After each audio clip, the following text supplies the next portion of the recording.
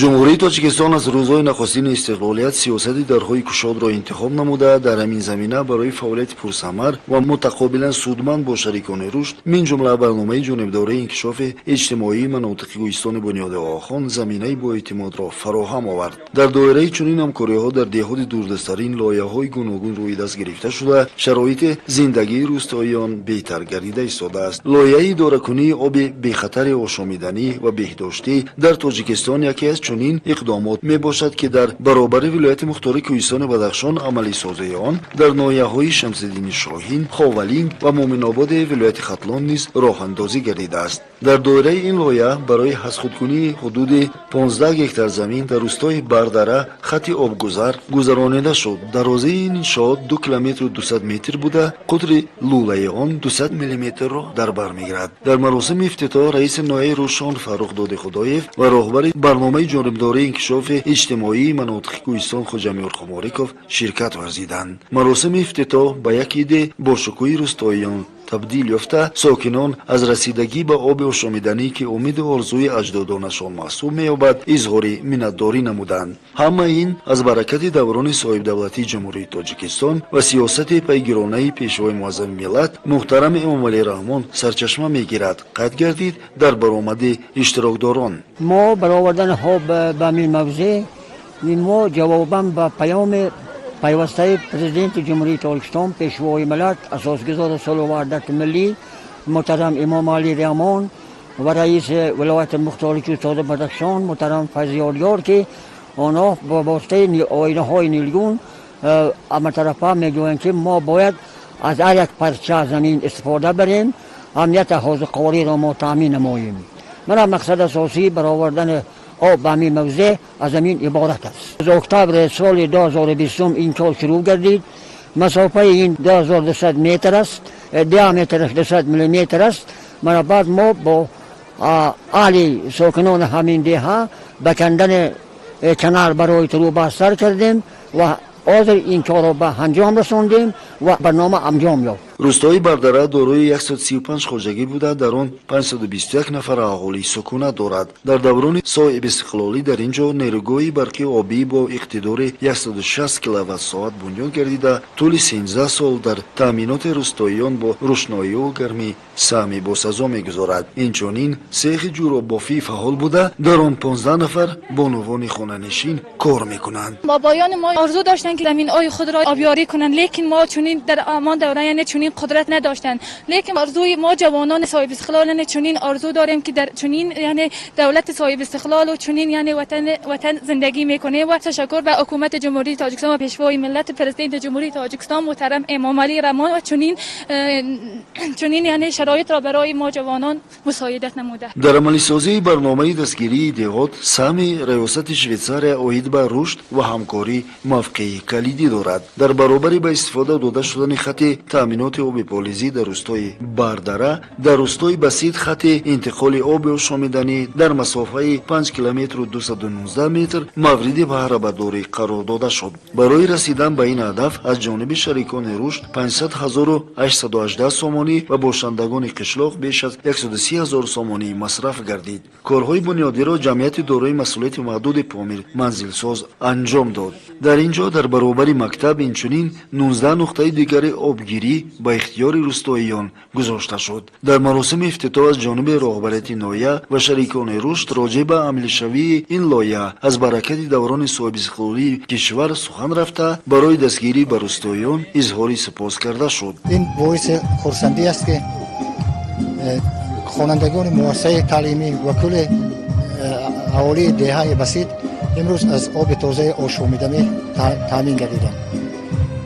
چقدر که معلوم است امروز جهان معاصر را پاندمی کووید 19 فرا گرفته است و هر یک شخص یعنی به آب تازه نیاز دارد و ما خیلی خرسند هستیم که گرچند که در دوره‌های پیش خوانندگان مؤسسه تعلیمی و کل کارمندان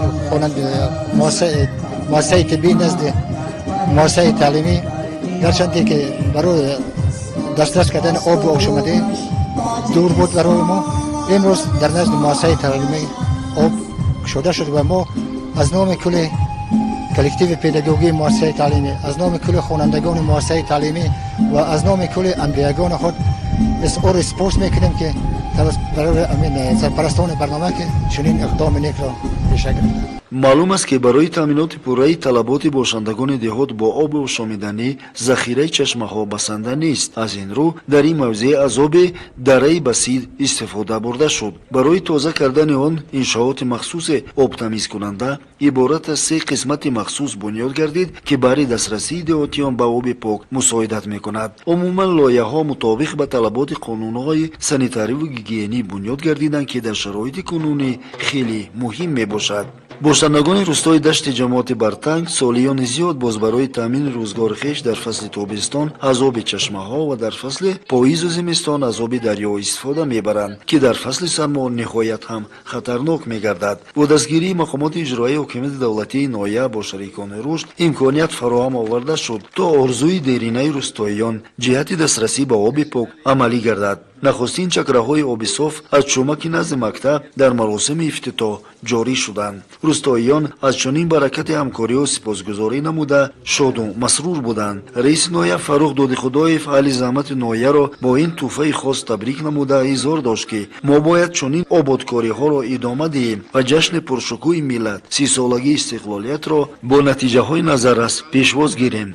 در نوبت خود خوجمیار خماریکوف از دستگیری‌های مقامات اجراییه و باشندگان دهات در مورد دستگیری عملی شوی لایحه اظهار سپاس نمود. البته با رسیدگی به آب تازه مشکلات بخصوص بانوان دهات حل مثبت خود را پیدا می‌کند. از آبی که ما سالها از آن تقصی می‌کشیدیم خوشبختانه امروز به آن آب رسیدیم. من منتداری خود را به تمام شخصانی که در این کار خیر سهم داشتند و منتداری تمام دهه‌مان را به آن شخصان می‌رسانم. باز بابایان و گذشتگان ما سالها آرزو داشتند که به دهه ما یعنی به دهه دشت آب آید. خوشبختانه امروز ما نبیرگان آنها به این آرزوی آنها رسیدیم. فقط این آرزو و آملهای آنها تنها در دوران استقلالیت جامعه عمل پوشیدند و ما شکرانه دولت صاحب استقلال و گلگون شکوفان خود را میکنیم که امروز ما به آب تازه آشامیدنی رسیدیم و باز من باوری دارم که در 30 سالگی استقلالیت کشور در تمام قلمرو جمهوری تاجیکستان آبادکاری های زیاد به انجام میرسند و ما مردم خوشبخت از آن هستیم که در چنین وطن زیبا و گلگون شکوفان عمر به سر میبریم. همکاری های سودمند مقامات اجرایی حکومت دولتی ولایت مختار کوهستان بدخشان با برنامه جانبداری انکشاف اجتماعی مناطق کوهستان بنیادآخان منبع نیز ادامه یافته نیت است که چنین لایحه‌ها در مناطق دیگری ولایت نیز روی کار آورده شوند. امروز با کمک یکی از دونوروی اساسی فوند تاشناخون ریاست شهرسر روی در رشد و همکاری ما در وادی برتنگ سلسله برنامه‌های خطاب نوشوکر را به انجام رسانیدیم. در دهه بسیط در دهه بسیط جماعت بسیط در دهه دشت جماعت برتنگ و روزو نزدیک در دهه بجور جماعت پاسخوف نیز چنین برنامه سپرده می شود به استفاده مردم. چنین یکی از دهه‌های از بگیم که از همه جهت قشنگترین ولایت این دهه باردره جماعت بسیط می باشد.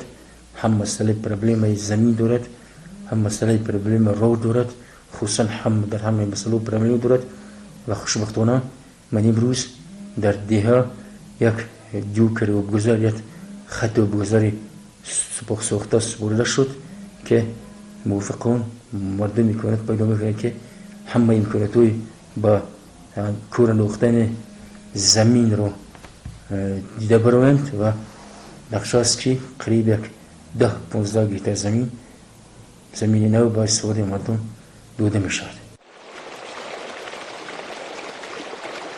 سیاست پیگیرانه راهبریت عالی جمهوری تاجیکستان همکاری سودمند با شریکان رشد برای عملی سازی هدفهای استراتژی مملکت که به تشکیل نمودن حیات ارزنده برای هر یک تاجیک و تاجیکستانی هدفمندانه روانه گردیدند مساعدت واقعی میکند. من بعد نیز چنین همکاری‌ها ادامه یافته زندگی کردن در روستاهای دوردستترین ولایت نیز مطابق به طلبات زمان صورت خواهد گرفت.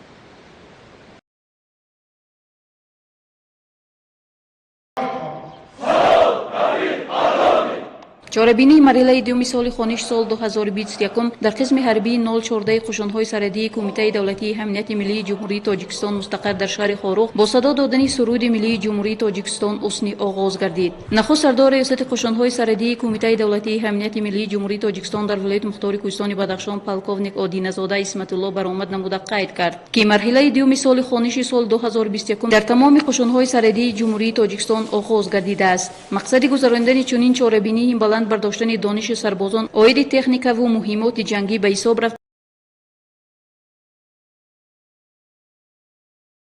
مطابق هم باید هر یک سرباز به طرز استفاده بری سلاح از نزدیک شناس گردیده در حالت لازمی آن را پرثمر استفاده نماید. اساسگزار صلح و وحدت ملی پیشوای ملت پرزیدنت جمهوری تاجیکستان محترم همومالی رحمان برای تامین عامیان مرز به متخصصان صاحب تجربه دقت لازمی روانه نموده برای آنها شرایط ارزنده خدمت مساعدت می‌سازد. خدمت به مادر وطن این قرض فرزندی هر یک شهروند بهار و ناموس وطن میباشد. پس از سخنرانی سردار ریاست قشون‌های سرحدی کمیته دولتی امنیت ملی جمهوری تاجیکستان در ولایت مختار کوهستان بدخشان به سربازان نقطه‌های تعلیمی حاید استفاده سلاح و رعایت چاره‌های بی‌خطری، طرز مناسبت با مینه‌ها و دیگر نمودهای مواد ترکننده هنگام خدمت در سرحدات، طرز استفاده ماشین زیرپوش جنگی فهمانده داده شد. هر یک رهبر مشغولیت وظیفه‌های خدمتی خود را در سطح عالی می‌داند.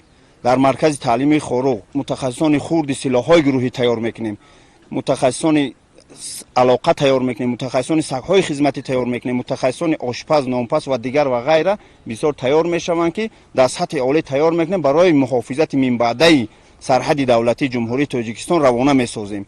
این برای ما خدمتچیان حربی را شرف است. چنانه که بزرگان فرمودن میگه ملت افراد میابد نظام، شخص میابد ز ملت احترام. گفت رومی خیزگام پیشنه دولت بیدار از کف مده. این دولت امروز برای ما را بیدار است. ما کوشش میتیم که این دولت از دست ندهیم، محافظتش دو چند مستحکم کنیم که خلق عزیز جمهوری تاجیکستان از ما راضی باشند. سربازان قشون‌های سرحدی کمیته دولتی امنیت ملی جمهوری تاجیکستان در ولایت مختار کوهستان بدخشان عرض داشتند که در صف‌های حامیان وطن معلومات کافی را وابسته به طرز و اصول‌های استفاده اسلحه را از خود نموده امروز قادرند در برابر دیگر مرزبانان مسئولیت حفظ مرز مقدس وطن را به دوش گیرند. من سرباز قطاری ادنای سید اسلام طول 1.5 سال است که در قشون‌های سرحدی در شهر خاروغ خدمت میکنم و در این طول 1 سال و 9 ماه ما بسیار تجربه از خود کردیم و ما افسران با تجربه، علم و حالت اخلاقی، پسیکولوژی و آمادگی بلند جنگی را تربیت میدیم و من خیلی شاد هستم که در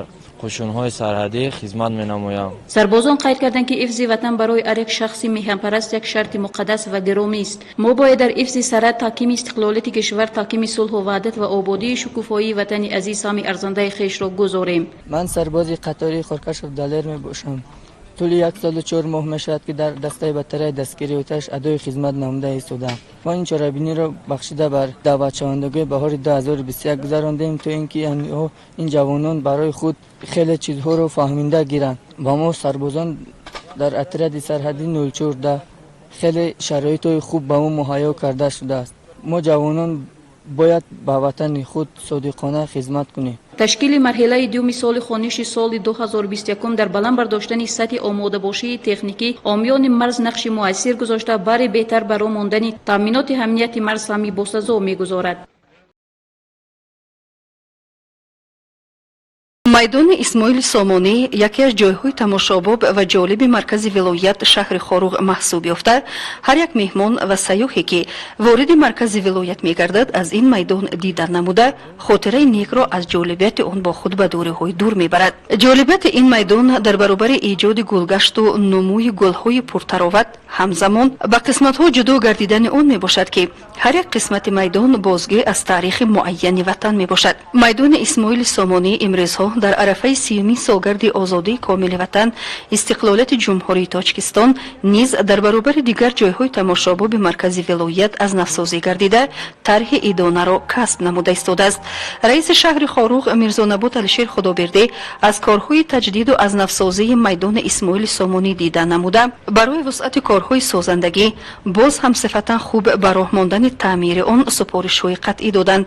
Мирзонабод Алишер Худобердӣ раиси шаҳри ХОРУГ иброз намуд ки майдони Исмоили Сомонӣ беҳтарин таваҷҷӯҳро барои азнавсозӣ тақозо дорад, зеро ҳар як гӯшаи он бозгӯ аз марҳилаҳои гуногуни таърихи аҷдодони мо мебошад. як қисмати майдон бо нишони давлатии ҷумҳурии Тоҷикистон, қисмати дигари майдон бо парчами сарбагардони миллат, шаҳодат аз даврони соҳибистиқлолии ватан, нимпайкараи шахсони бароманди ин диёр ки баҳри пешбурди ҳаёти мардум заҳматҳо кашиданд, нишон аз заҳматписандӣ ва хиштаншиносӣ мебошад. майдончаҳои гулкоришуда нишонаи ҳаёти осудаву гуворо, аз ҳама муҳимаш дар маркази майдон ҳайкали побарҷои асосгузори давлати бузурги Сомониён Исмоили Сомонӣ ки боиси фахри кулли тоҷикони ҷаҳон аст, намуна аз давлатдории ин миллати кӯҳантарих мебошад.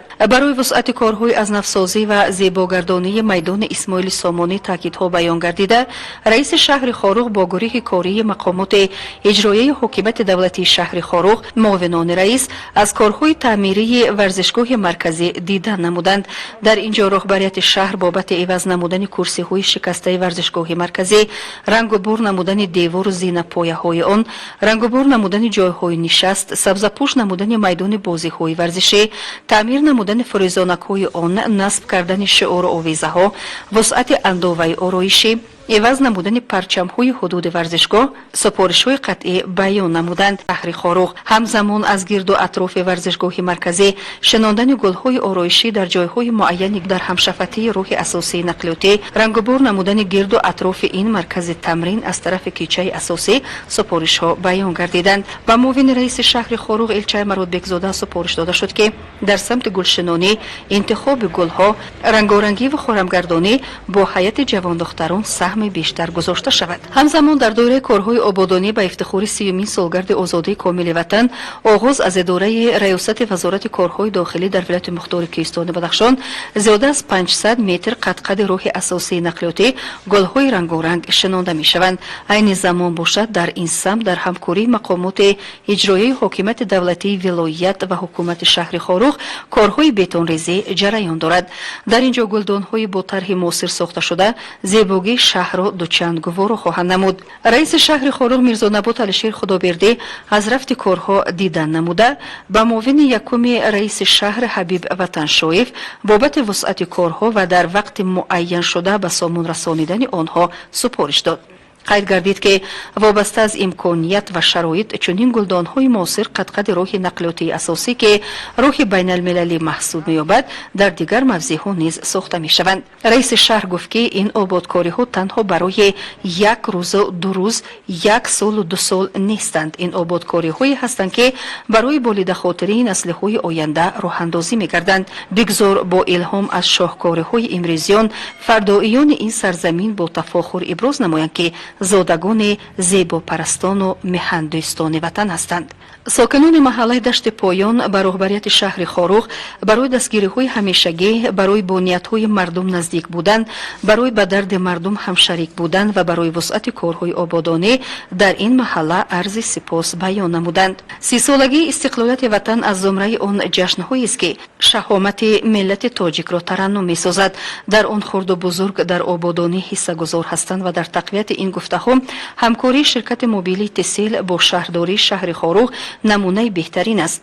дар назди бинои асосии ширкат дар қисмати роҳи асосии нақлиётӣ зебо ва оро додани гулгаштро кормандони ин шабакаи мобилӣ бар дӯш гирифтанд ва таи чанд рӯз аст ки дар ин ҷо маъракаи гулшинонӣ вусъати комил дорад. аз ҷониби роҳбарияти ширкати мобилии Тесел гулкорон, хокшиносон ва муҳандисон ба ХОРУГ интиқол дода шуда, хоки ин гулгашт аз назар гузаронида шуда, ба он иловатан сиёҳ خاک و دیگر ماده‌های ضروری اضافه گردیده در آن سیستم موثر آبپاشک نصب گردید. رئیس شهر خاروق میرزانباد علیشیر خدابردی اظهار داشت که جشن 30 سالگی تنتنه یک شخص، یک محل، یک شهر و یک منطقه نبوده، آن تنتنه کل تاجیکان جهان است. مسلم است که همه این گلشنانی و بنیادکاری، سازندگی، شهادت از حیات آسوده، پیشرفت وطن، رشد جامعه و پیگیری از سیاست سازندگی پیشوای تاجیکان جهان امام علی رحمان می باشد. رئیس شهر با نمایندگان شرکت موبیل اتصال از رفت آبادانی این موضوع دیدن نموده اظهار سپاس بیان داشته قید کرد که خاروق یگانه شهری است که در بلندی زیاده از 2200 متر از سطح بحر جایگیر است. آن با چنین طبیعت و موقع جایگیر شوی یگانه شهر نه تنها در تاجیکستان بلکه در منطقه محسوب می‌یابد. خاروق به نشأ و نمای زیباترین گل و خرمگردانی بی‌مثل و بی‌مانند ارزنده می باشد. یکی از صاحبکاران وطنی ساکن شهر دوشنبه که در شهر خاروق فعالیت دارد و با الهام از این زیبادیار و مهمان نوازی و بشردوستی مردم تقویت تجارت دارد عرض داشت که خاروق در عرفه 30 سالگی استقلالیت وطن با تمام زیبایی و تراوت خود باز هم دوچند گوارای و جالب گردیده است. این صاحبکار عرض داشت که این شکوفایی خاروق شهر است که مردم آن دارای برکت به خود خاص می باشند. رئیس شهر خاروق در گلگشت محله سیفالله عبدالله با نمایندگان شرکت موبیل اتصال درختان همیشه سبز شناندند. ضمن صحبت گفته شد که شناندن درخت کسبه بزرگ گذشتگان ملت تاجیک بوده، نه تنها معرفگر زیبایی بلکه بازگوی طبیعت دوستی و زحمت پسندی مردم می باشد. باید گفت که در اینجا نیز در کوچه مرکزی شهر خاروق طبق درخواست رئیس شهر در همکاری با شرکت موبیل اتصال گلگشت در 2 مرحله بنیاد می‌یابد. کنون مرحله یکم آن پاره به سامان رسانیده شده است که از سبزپوش نمودن حدود معین آن درخشنانی و نصب کردن سیستم موثر آب تامین کنی گلگشت عبارت می باشد. مرحله دوم این پروژه از آماده نمودن نشستگاه برای فراغت ساکنان، شناندن 3 نمود گل آرایشی و تامین استراحت کنندگان گلگشت با شبکه اینترنتی عبارت بوده. در روزهای نزدیک این مرحله نیز حسن انجام بخشیده می شود. باید گفت که این گلگشت در صحن درمانگاه شهر خاروق در کوچه مرکزی همشفت با مرکز خدمت رسانی شبکه اینترنتی اتصال جایگیر بوده. بنیاد آن در دوره چورابینی‌های آبادانی و سازندگی به افتخار 30مین سالگرد آزادی کامل وطن راه اندازی گردیده. همچون طیفه اداره شهرداری خاروق در همکاری با شرکت نامبرده برای ساکنان مرکز ولایت محسوب می‌یابد. در اینجا در برابر آبادکاری‌های نقشه‌ای فراغت کنندگان با اینترنت رایگان نیز تامین کرده خواهند شد.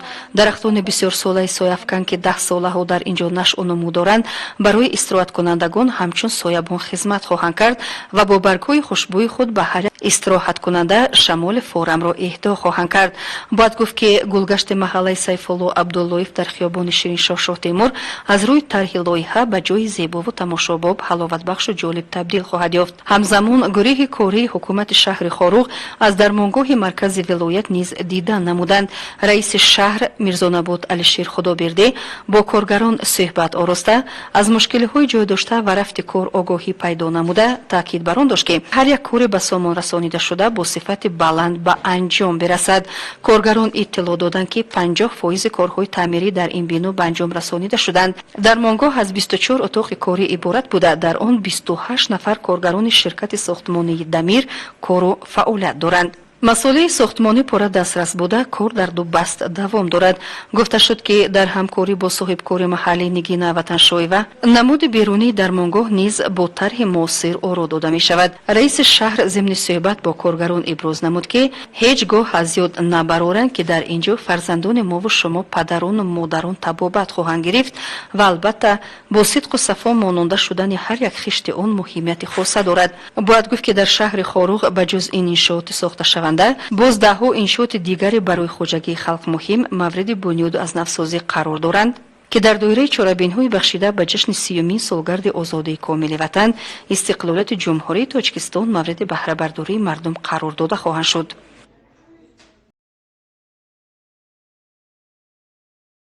پیش از آغاز امتحان داخلشوی در صحن بنای مؤسسه دولتی مکتب پرزیدنتی ملاقات دایر کرده شد. ضمن ملاقات نمایندگان مرکز ملی تستی نزد پرزیدنت جمهوری تاجیکستان برآمد نموده بابت امتحان سپاری طریق مرکز ملی تستی طرز جریان آن معلومات مفصل منظور داوطلبان گردانده شد. گفته شد که به خاطر تامین شفافیت، عدالت و برابری در امتحان سپاری جهت داخل شدن به دانشگاه و دانشکده‌های عالی مملکت در جمهوری مرکز ملی تستی نزد پرزیدنت جمهوری تاجیکستان تأسیس داده شد. چنین طرز ثابت ساخت که سپردن امتحان با طرز تستی بسیار ظهورات نامطلوب را هنگام قبول دانشجویان به مؤسسه‌های عالی کشور را از بین برداشت. دانش و قابلیت و درست عمل کردن هر یک امتحان سپارنده یکی از کفالت‌های اساسی داخل شدن داوطلب به دانشگاه عالی جمهوری به شمار می‌رود. عرض داشت نماینده مرکز ملی تستی نزد پرزیدنت جمهوری تاجیکستان فضل‌الدین زاده عبدالواسط. امروز مرحله اساسی امتحان‌های مرکزاننده داخلشوی به مؤسسه‌های تعلیمی تحصیلاتی میانه و عالی کسبی جمهوری تاجیکستان آغاز گردید. در آن همه داوطلبانی که در مرحله اساسی به خیرگیری یعنی از 1 مارس تا 30 اپریل نامنویس شدند اشتراک خواهند کرد. شماره اینها 13429 نفر است. مرحله اساسی امتحان ها از امروز آغاز می شود و تا روز 7 ایول ادامه خواهد یافت. در زمینه 47 مؤسسه تعلیمی تحصیلات میانه عمومی در 18 شهر و ناحیه جمهوری امتحان ها برگزار می‌گردند. برای برگزار کردن امتحان ها و همچنین نظارت و رفع مشکلات به غیر از کارمندان اساسی مرکز به حیث ماموران امتحان، ماموران کلان امتحان و همچنین نمایندگان مرکز، کارمندان موقتی که در اساس شرطنامه و عهده‌داری‌های مخصوص کار میکنند همچنین شرکت خواهند داشت. سال 8 است که قبول دانشجویان به مؤسسه‌های تعلیمی تحصیلات میانه و عالی کسبی جمهوری تاجیکستان توسط امتحان‌های مرکزانیده داخلشوی که آن را مرکز ملی تستی نزد پرزیدنت جمهوری تاجیکستان برگزار می‌کند عملی می‌گردد. طبق اطلاع ریاست معارف ولایت مختار کوهستانی بدخشان سال گذشته طریق مرکز ملی تستی بیش از 1000 نفر ختم کننده عنوان دانشجویی را صاحب گردیدند. طبق کوتای پرزیدنتی باشد 182 نفر و به دانشگاه‌های سطح بین المللی 186 نفر صاحب نام دانشجو گردیدند. عموما داخلشوی ختم کنندگان در سال گذشته به کالج آموزشگاه‌ها و دانشگاه‌های عالی و بین المللی جمع 90% را تشکیل داد. سال روان 2630 نفر ختم کنندگان صنف 11 مؤسسه تحصیلات عمومی ولایت مختار کوهستانی بدخشان را ختم نمایند. باید قید کرد که تا به همین دوره زیاده از 85% ختم کنندگان مؤسسه تحصیلات عمومی طریق مرکز ملی تستی به قیدگیری هستند و روز یکم یعنی از روی کلاستر یکم به قیدگیری ادامه می‌یابد. داخلشوی خوانندگان مؤسسه تحصیلات عمومی طریق کوت پرزیدنتی طریق داخلشوی به خارج کشور یعنی که به مؤسسه‌های تحصیلات عالی خارج نزدیک و خارج دور به راه مانده می شود و از این لحاظ ما افتخار از آن داریم که خوانندگان مؤسسه‌های تحصیلات میانه عمومی ولایت مختار کوهستانی بدخشان از لحاظ داخلشوی به مؤسسه تحصیلات عالی کسبی در زینه خیلی بلند قرار دارند. امروزها تمام والدین که فرزندانشان داوطلب هستند خوشحال از آن هستند که با شرافت سیاست خردمندانه پرزیدنت مملکت محترم امام علی رحمان دوام چند سال باز طریق مرکز ملی تستی فرزندانشان حقوق دانشجو شدن را پیدا نمودند و این اقدام را سری وقتی ارزیابی میکنند. طول چند سال است که مرکز ملی تستی فعالیت کرده ایستاده است. فرزندانمان به مشکلی در امین دانشگاه قبول شده و در آینده کار و فعالیت خوب میکنند. ما از نام تمام والدین تشکر خود را برای تشکیل کننده این امین مرکز ملی تستی اظهار می نمایم. برای ختم کنندگان مؤسسه‌های شهر و نواحی ولایت مختار کوهستانی بدخشان طریق مرکز ملی تستی امتحان سپاریدن خیلی آسان صورت میگیرد. زیرا خوشبختانه طالب علمان مؤسسه‌های تعلیمی با این روند امکانیت پیدا نمودند که برای داخل شوی به دانشگاه‌های داخل خارج مملکت شرایط مساعد را فراهم آورند. من ختم کرده مؤسسه تحصیلاتی رقم 12 شهر خروغ میباشم. من این روز فاکولته گیولوژی را انتخاب کردم و میخواهم که توسط مرکز ملی تستی من به این اختصاص انتخاب کرده خود داخل شده صاحب نام دانشجو گردم و بعد از ختم دانشگاه باشد. میخوام که چی دانش خود را سعی کرده به خلق خود خدمت کنه و نامبردار وطن خود باشه. تأسیس مرکز ملی تستی نزد پرزیدنت جمهوری تاجیکستان امکان می‌دهد تا داوطلبان بتوانند دانش اندوزی را در مؤسسه‌های تحصیلاتی عالی دلخواه منطقه کشور صاحب استقلالمان ادامه دهند.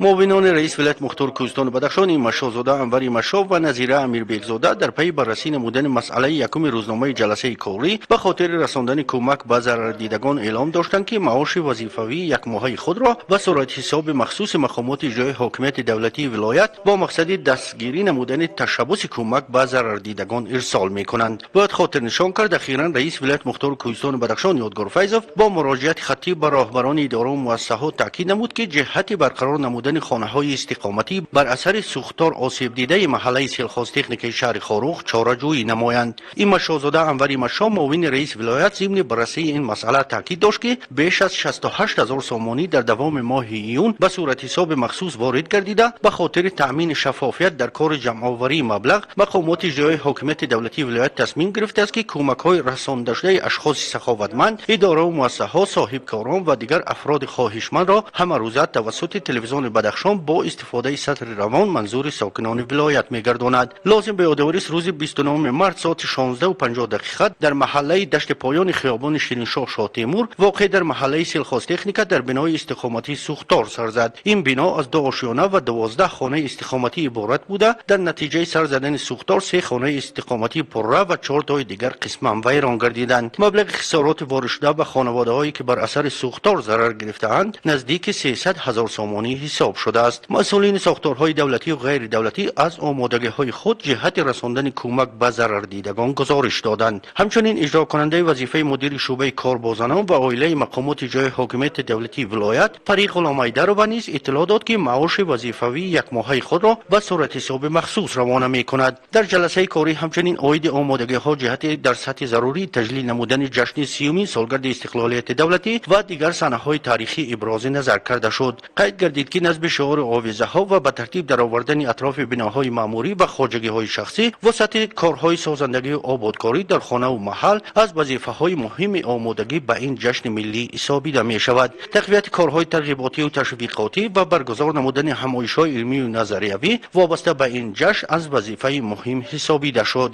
از راهبران ساحه‌های اقتصادی و اجتماعی تقاضا گردید که جهت معین و مشخص نمودن نقشه مبلغ‌گذاری کاری برای نیم ساله اول سال 2022 نیز چاره‌جویی نموده حسابات‌های خود را به سرریاست امور ولایت منظور نمایند. در رفت کار جلسه آمادگی‌ها به زمستان‌گذرانی به ترتیب درآوردن همه گونه خدمت رسانی به خصوص در ترمینال‌ها و توقفگاه‌ها نقطه‌های ماشینشویی تاکید مخصوص شد. معاون رئیس ولایت نظیره امیربیگزاده جهت عملی نمودن چاره‌های جلوگیری از بروز بیماری سرایتی کووید 19 تقاضا نموده در نوبت اول استفاده نقاب محافظتی، استفاده موادهای بی ضررگردانی در کارخانه و مؤسسه‌ها، رعایت فاصله اجتماعی و اجرای دیگر طلبات‌های بهداشتی تاکید نمود. همچنین نظیره امیربیگزاده افزود در حال حاضر مقدار ضروری مواد داروواری در خزینه محفوظ داشته شده است. ریاست تندرستی ولایت موظف شد که جهت واکسین کنی کارمندان دستگاه راهبری ولایت و ساختارهای دیگر اجتماعی چاره‌جویی نماید. در پایان جلسه منتداری از نام راهبر ولایت برای آسیب دیدگان محله سیلخاز تکنیکا کمک نمودند بیان گردید.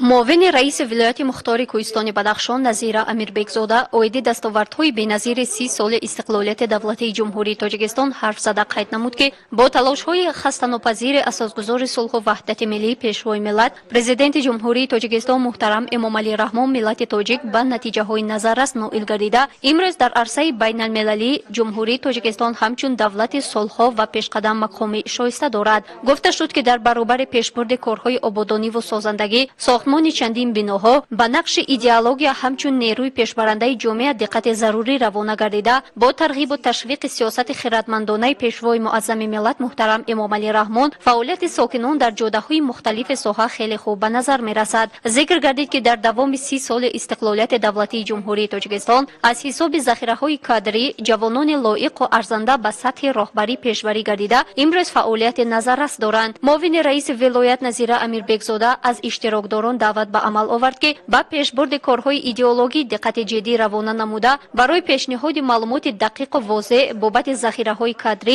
ҷалби ҷавонону бонувон ба кор дар сафи хизматчиёни давлатӣ супоришоти иловагӣ дода шуданд. таҳти раёсати муовини раиси вилояти мухтори кӯҳистони Бадахшон ҷаласаи фаврии сетоди доиму амалкунанда оид ба пешгирии бемории сироятии COVID-19 баргузор гардид ки дар кори он масъалаҳо вобаста ба пешгирии роҳҳои сироятёбӣ аз ин беморӣ, таъминот бо доруворӣ ва ба роҳ мондани корҳои тарғиботиву ташвиқотӣ миёни мардум таваҷҷӯҳи махсус равона гардид.